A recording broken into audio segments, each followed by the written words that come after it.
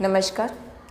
आज की इस वीडियो में हम बात करने वाले हैं भारतीय संविधान में जो अनुच्छेद दिए गए हैं हमारी हिंदी भाषा को लेकर, उसके बारे में बात करने वाले हैं। अनुच्छेद 343 से 351 तक। तो डिटेल में इसमें सभी अनुच्छेदों के बारे में पढ़ेंगे कि उनमें क्या लिखा गया है। इससे पहले यदि आप चैनल पर नए हैं तो इसे सब्सक्राइब ज़रूर कर लीजिएगा और वीडियो को शेयर कर दीजिए। एक बात और मैं आपको बताना चाहूँगी कि वीडियो जो है वो आपको डेली मॉर्निंग में 11 बजे मिल जाएगी। अगर किसी दिन वीडियो 11 बजे नहीं आती है तो आप उसके नेक्स्ट डे चैनल पर देख सकते हैं कि 11 बजे वीडियो आपको मिलेगी। टाइमिंग जो है हम 11 बजे का ही रखते हैं। अगर इसके अलावा आपको कोई और टाइमिंग ठीक लगती है तो आप मुझे कमेंट सेक्शन में लिख सकते हैं, क्योंकि कभी कभी ऐसे होता है, अभी जैसे बीच में 2 दिन में वीडियो नहीं डाल पाई तो वो इसी वजह से, क्योंकि मैं बहुत बिज़ी थी, नहीं बना पाई। लेकिन जो टाइमिंग है वो डेली 11 बजे की रखते हैं।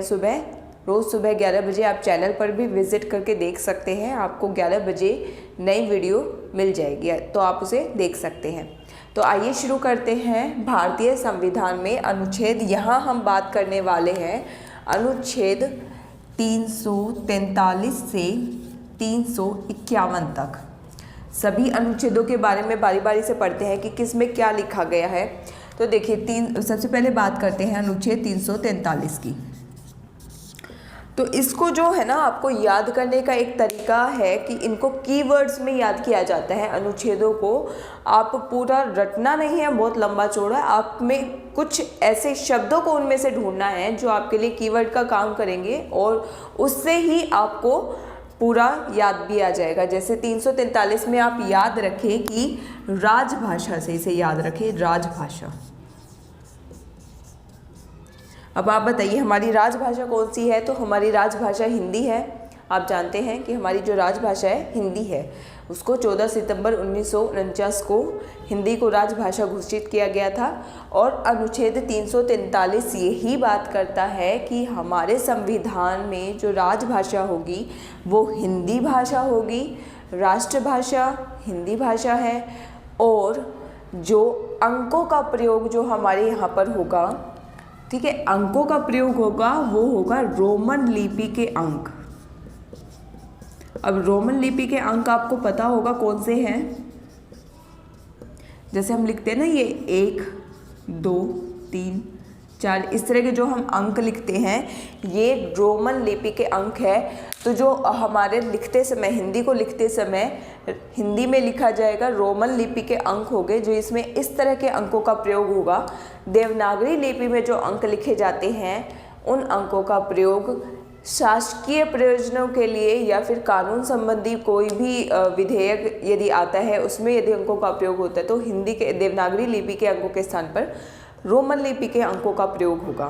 तो ये है अनुच्छेद 343 जो ये कहता है कि हमारी जो संघ की राजभाषा है वो हिंदी है और अंक जो हैं वो रोमन लिपि के अंक प्रयोग में लाए जाएंगे। आगे बात करते हैं अनुच्छेद 344 की। अनुच्छेद 344, इसको हमें कैसे याद रखना है? तो इसमें जो आपको कीवर्ड याद रखना है वो ये याद रखना है, राजभाषा आयोग। इसमें देखिए वीडियो में आज आपको पूरी वीडियो देखिएगा, इसमें आपको सारे अनुच्छेद याद भी हो जाएंगे। राजभाषा आयोग, इसमें आपको कीवर्ड याद रखना है और इसके साथ आपको रखना है 10 वर्ष याद। ठीक है, इसका अर्थ क्या बनता है? तो इसमें ये कहना चाहते हैं कि अब राजभाषा तो संघ की राजभाषा हिंदी है, लेकिन उस राजभाषा में कुछ सुधार भी होने चाहिए। कभी कभी कुछ चेंज लाना है, परिवर्तन लाना है, कुछ भी किसी भी तरह के कार्य हो सकते हैं। वो सभी की चीज़ों की देखभाल कौन करता है, ध्यान कौन रखता है? तो राजभाषा आयोग रखता है। तो अनुच्छेद 344 जो है वो ये कहता है कि राष्ट्रपति यानी जो 1949 में हमारी संघ की राजभाषा हिंदी को घोषित किया गया था, तो उस समय के 5 साल के बाद राष्ट्रभाषा आयोग का गठन होगा और उसके हर 10 साल बाद यानी स्टार्टिंग में तो 5 साल हमने रखा था, लेकिन वो 5 साल पूर्ण होने के बाद जब दोबारा 10 साल पूरे हो जाएंगे तब फिर से राजभाषा आयोग का गठन होगा। इसी तरह से हर 10 साल के बाद राजभाषा आयोग का गठन होगा, जो कि हिंदी में क्या परिवर्तन लाना है, क्या सुधार लाना है, किस तरह से उसका विकास करना है, ये सभी कार्यों की देख करेगा। तो आपको ये याद रखना है कि अनुच्छेद 344 बात करता है राजभाषा आयोग के गठन की, और ये गठन हर 10 साल के अंतराल पे होता रहेगा। और इसको कौन करेगा? तो राष्ट्रपति करेंगे। आगे बात करते हैं अनुच्छेद 345 की। अनुच्छेद 345 में जो कीवर्ड रखना है आपको याद, वो है भाषा प्रयोग की स्वतंत्रता। क्या याद रखना है? तो भाषा प्रयोग की स्वतंत्रता।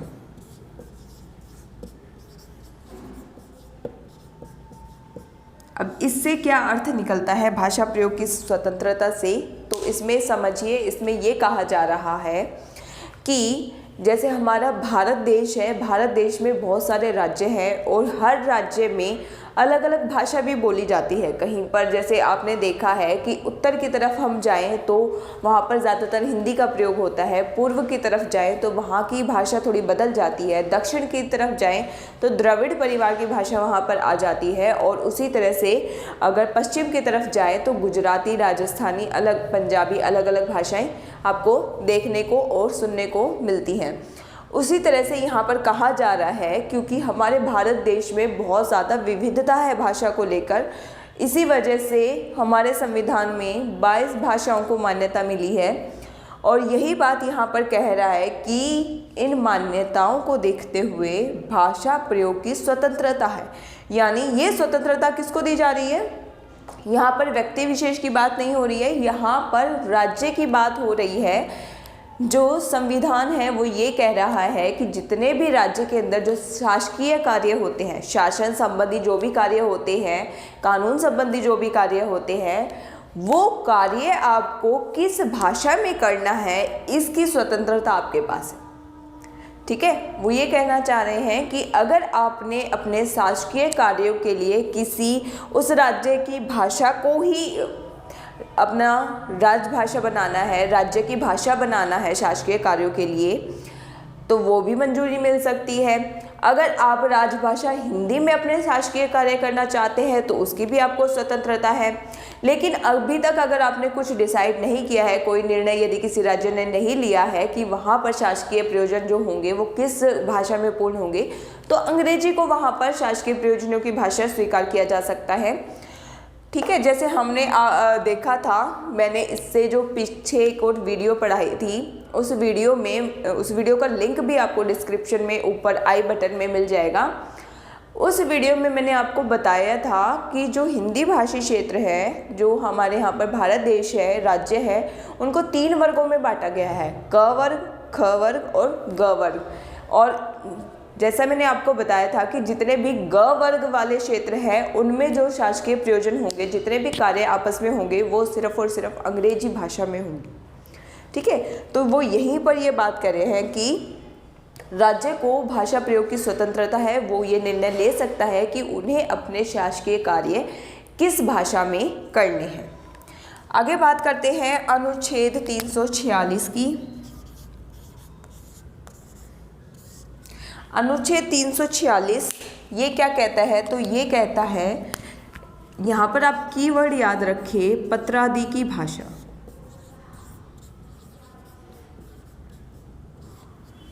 पत्रादि की भाषा से वही आपको ध्यान रखना है, क वर्ग क्षेत्र, ख वर्ग क्षेत्र और ग वर्ग क्षेत्र।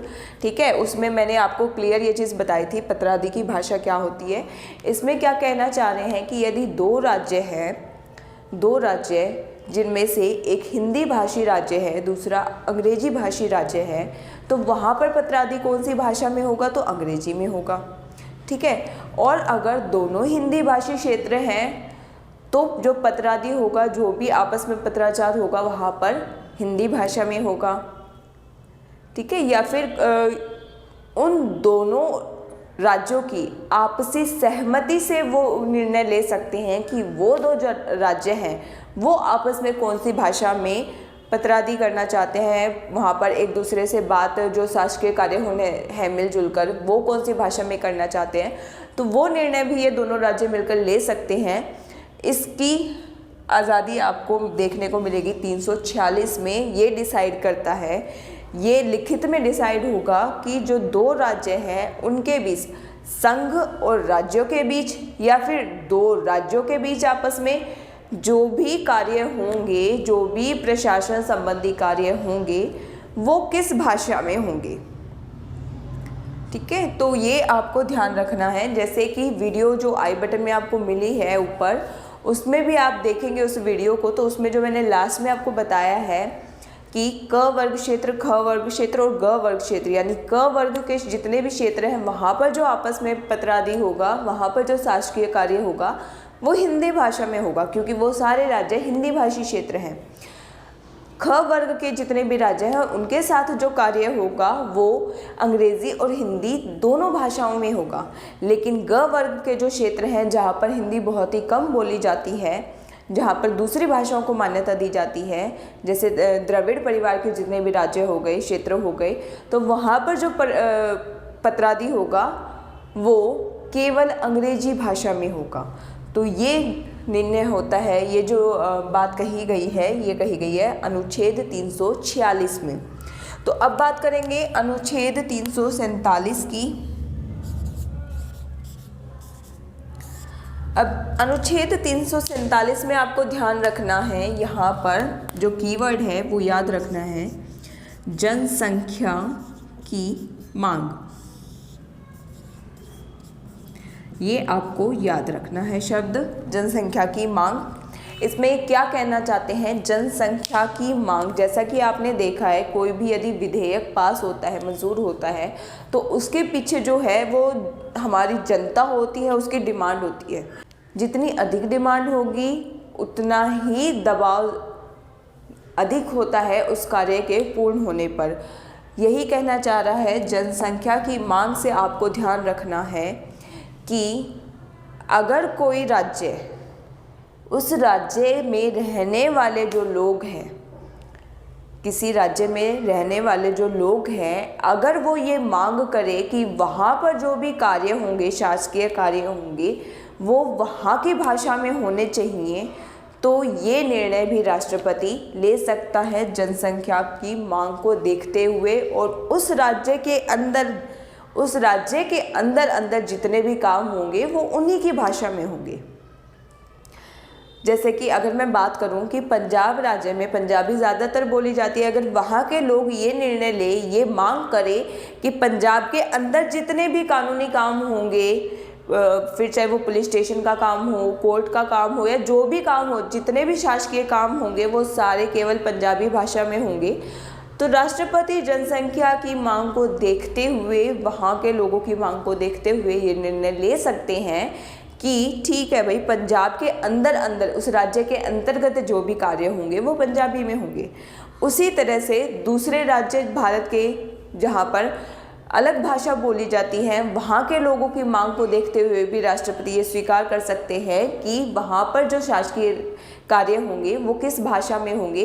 इस चीज़ का ध्यान रखिएगा। ये जो शासकीय कार्य जनसंख्या की मांग के आधार पर जिनका निर्णय लिया जाएगा वो केवल उस राज्य के अंदर काम करने के लिए लिया जाएगा।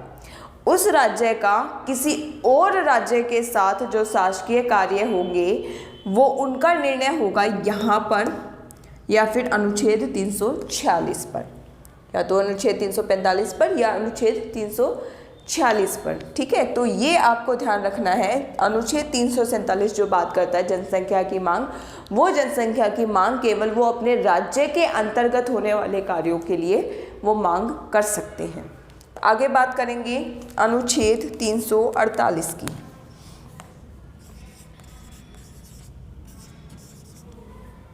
तो देखिए अनुच्छेद 348 ये कहता है, यहाँ पर जो कीवर्ड होगा वो होगा आपका न्यायालय। आपको न्यायालय शब्द याद रखना है, यानी कोर्ट। न्यायालय यानी उच्चतम न्यायालय और उच्च न्यायालय से संबंधित अनुच्छेद ये हो गया। इसमें क्या कह रहे हैं कि जब भी हम न्यायालय में जाते हैं, वहाँ पर जो निर्णय लिए जाते हैं या फिर कोई आदेश पारित होता है या फिर कोई भी संशोधन होता है, अनुबंध होता है, कुछ भी वहाँ पर जो काम होता है उच्च न्यायालय और उच्चतम न्यायालय में यानी हाई कोर्ट और सुप्रीम कोर्ट में जो भी काम होते हैं, वो सभी जो आदेश होंगे वो केवल अंग्रेजी भाषा में होंगे। यहाँ पर हिंदी भाषा की हम बात नहीं कर रहे हैं, हम बात कर रहे हैं अंग्रेजी भाषा में वो सारे निर्णय होंगे, सारे विधेयक पारित होंगे, जो भी अध्यादेश आएगा वो अंग्रेजी भाषा में ही होगा। ठीक है। अब यहाँ पर एक चीज़ और आती है कि यदि किसी राज्य का राज्यपाल वहाँ के हाई कोर्ट में अंग्रेजी भाषा के बजाय उस राज्य की भाषा को अगर वहाँ पर लागू करवाना चाहते हैं तो वो लागू हो सकती है, लेकिन जब भी जितनी भी सुनवाई होने के बाद जो निर्णय होगा, जो लिखित में जो निर्णय सामने आएगा, डिक्रियाँ सामने आएंगी, वो अंग्रेजी भाषा में ही होंगी। यानी सुनवाई के दौरान वो अपने राज्य की भाषा का प्रयोग कर सकते हैं, लेकिन जो निर्णय होगा वो अंग्रेजी भाषा में ही आएगा। तो आपको 348 में न्यायालय शब्द याद रखना है कि उच्चतम न्यायालय और उच्च न्यायालय में जितने भी आदेश पारित होंगे वो सब अंग्रेजी भाषा में होंगे। आगे बात करते हैं अनुच्छेद 349 की।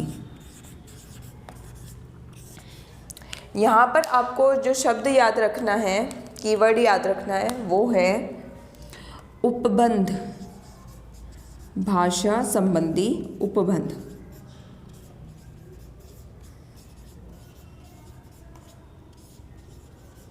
अब ये अनुच्छेद ये कहता है कि भाषा में सुधार हेतु कोई भी यदि उपबंध संसद में प्रस्तुत होना है तो वो कोई भी व्यक्ति सीधे संसद में उसे नहीं प्रस्तुत कर सकते, बल्कि राष्ट्रपति से आपको पूर्व अनुमति लेनी पड़ेगी और राष्ट्रपति भी राजभाषा आयोग और भाषा समिति जो उस कार्य को देख रहे हैं उनसे अनुमति लेकर उनके साथ विचार विमर्श करने के बाद ही ये निर्णय लेंगे कि वो उपबंध, वो भाषा संबंधी उपबंध संसद में प्रस्तुत होगा या नहीं होगा। तो ये आपको ध्यान रखना है। 349 बात करता है भाषा संबंधी कोई भी उपबंध जो संसद में प्रस्तुत किया जाना है वो राष्ट्रपति की पूर्व अनुमति से ही प्रस्तुत किया जा सकता है, और राष्ट्रपति भी अनुमति जो देंगे वो राजभाषा आयोग और भाषा समिति के साथ विचार विमर्श करने के बाद ही वो निर्णय देंगे। आगे बात करते हैं अनुच्छेद 350 की। अनुच्छेद 350 में आपको 3 चीज़ें याद रखनी हैं। पहली चीज़, पहला जो कीवर्ड होगा आपका शिकायत। दूसरा जो कीवर्ड आपको याद रखना है मातृभाषा।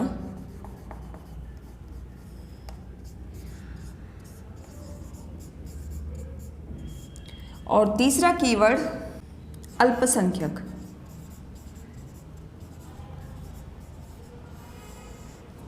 ये आपको याद रखना है।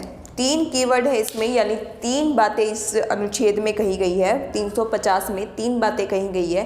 पहली शिकायत। शिकायत शब्द से हमें क्या समझना है कि ये कहा जाता है कि यदि राज्य में कोई भी व्यक्ति अपनी शिकायत, चाहे फिर वो थाने में देना चाहता हो, कोर्ट में देना चाहता हो, वो अपनी शिकायत जो है या तो उस राज्य में जो भाषा प्रयोग की जा रही है उस भाषा में दे सकता है, या फिर संघ में जिस भाषा को मान्यता मिली है, जिस भाषा को मान्यता मिली है उस भाषा में वो अपनी शिकायत वहाँ पर दर्ज करा सकते हैं।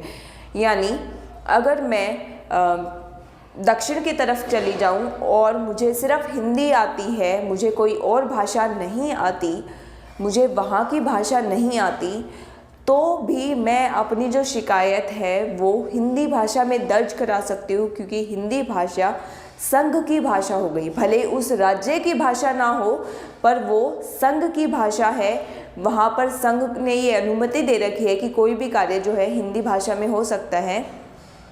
तो इसलिए जो व्यक्ति है, कोई भी व्यक्ति विशेष अगर कहीं पर भी जाकर अपनी शिकायत दर्ज कराना चाहता है तो वो अपनी शिकायत या तो उस राज्य में बोले जाने वाली भाषा में भी करा सकता है अगर उसको वो भाषा आती है, या फिर वो हिंदी जो कि हमारी राजभाषा है उस भाषा में भी करा सकता है, और अंग्रेजी भाषा में तो मान्यता सब जगह प्राप्त है ही, ठीक है, तो वहाँ पे भी करा सकते हैं। अगली बात जो दूसरा कीवर्ड याद रखना है वो है आपको मातृभाषा। मातृभाषा यानी यहाँ पर आपको ध्यान रखना है मातृभाषा में शिक्षा की बात की जा रही है, यानी बच्चों को जो शिक्षा मिलनी चाहिए वो उनकी मातृभाषा में मिलनी चाहिए। अल्पसंख्यक शब्द से हम याद रखेंगे कि कई बार ऐसा होता है भाषाई अल्पसंख्यक होते हैं, ठीक है, यानी कुछ लोग दूसरे राज्य में चले जाएं और वहाँ पर जो बोलने वाले हैं उस राज्य की भाषा को बोलने वाले लोग हैं वो 90% हैं, लेकिन दूसरे राज्यों से जो आए हुए लोग हैं जो अलग भाषा बोलते हैं वो केवल 10% हैं। तो वो जो 10% लोग हो गए वो उस राज्य में भाषाई अल्पसंख्यक हो गए। तो राष्ट्रपति जो है वहाँ पर उन अल्पसंख्यकों की हितों की रक्षा करने के लिए, उनकी भाषा को बनाए रखने के लिए वहाँ पर उनके लिए कोई अधिकारी नियुक्त कर सकते हैं जो कि उनकी ज़रूरतों का ख्याल रखेंगे और उनकी भाषा संबंधी जो भी ज़रूरतें होंगी उन्हें पूरा करने में सहयोग करेंगे। तो आपको ये 3 वर्ड्स याद रखने, कीवर्ड्स शिकायत, मातृभाषा और अल्पसंख्यक, अनुच्छेद 350 में। आगे और लास्ट अनुच्छेद हम बात करेंगे अनुच्छेद 351 की, और 351 में जो आपको कीवर्ड याद रखना है वो याद रखना है विकास। विकास आप शब्द याद रखें या फिर प्रचार प्रसार, ये आप शब्द याद रख सकते हैं। क्या कहना चाहते हैं अनुच्छेद 351 में? ये कह रहे हैं कि हमारी हिंदी भाषा जो हमारी संघ की राजभाषा है उसमें निरंतर उसका प्रचार प्रसार होना चाहिए, उसमें विकास होना चाहिए, और इस चीज़ों का ध्यान रखना है कि उसमें समय समय पर जो राजभाषा आयोग का गठन किया जा रहा है वो समय समय पर उसमें नए शब्दों का निर्माण कर सके, ला सके उसमें नए शब्द, और लोगों के ज़रूरतों को देखते हुए भाषा में परिवर्तन कर सके, सुधार कर सके, और उसमें लोगों को ज़्यादा से ज़्यादा जागरूक कर सके अपनी संघ की राजभाषा को अपनाने के लिए। क्योंकि जब जो राजभाषा तो हमारी भाषा राजभाषा हिंदी है ही, लेकिन ये अगर राजभाषा इसमें कार्य करने के लिए यदि पूरा देश एक साथ इसी भाषा को बोले और इस भाषा में सारे कार्य करें तो तब वो पूरे राष्ट्र की भाषा हो जाएगी। राष्ट्रभाषा का दर्जा हमारी हिंदी को प्राप्त है, लेकिन वो राष्ट्रभाषा तभी पूरी तरह से कहलाएगी जब पूरे देश के लोग हमारी हिंदी भाषा को बोलेंगे और समझेंगे, ठीक है। तो ये जो काम करेगा निरंतर प्रचार प्रसार का काम जो है वो अनुच्छेद 351 के अंतर्गत होगा, जो लगातार ये बात करेगा हिंदी में सुधार की, परिवर्तन की और उसका प्रचार करने की, ठीक है। तो ये तो थी हमारे अनुच्छेद 343 से 351। मोस्ट इम्पॉर्टेंट क्वेश्चन इसमें से ज़रूर बनता है, DSSB में हो, KVS में हो, अनुच्छेदों से एक क्वेश्चन ज़रूर आता है। तो आप इस वीडियो को अच्छे से देखें, दोबारा रिवाइज़ करके भी देख सकते हैं। पसंद आई है तो लाइक करें और चैनल पर नए हैं तो सब्सक्राइब ज़रूर करें। धन्यवाद।